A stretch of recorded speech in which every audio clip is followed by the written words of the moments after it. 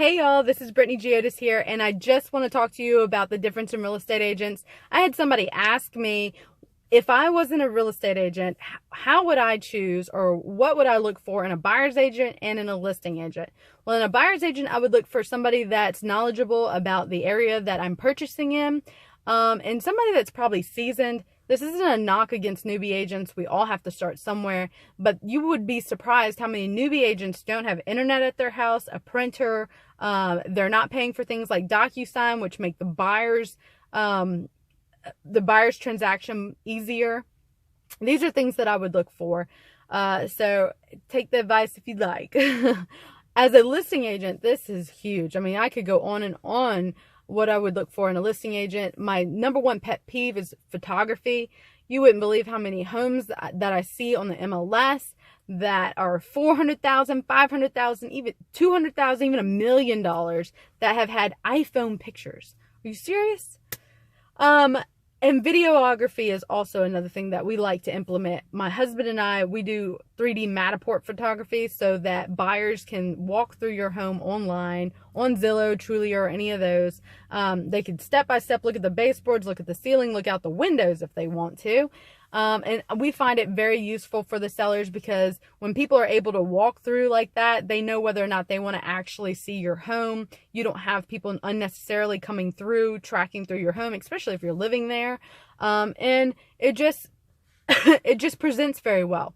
Your first impression is online. People no longer look at printed ads, and if they do, typically they look at the printed ad and then they go online, Google it, and find the home to look at it on Zillow, Trulia, Homes.com, etc.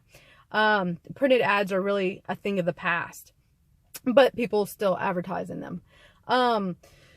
So with professional photography, buyers, over 90% find their home online, and they'll look through it. And if they don't like what they see, they won't even show up to your house to view it in person. So this is serious, having a clean, professional looking listing on all of these websites and on the MLS.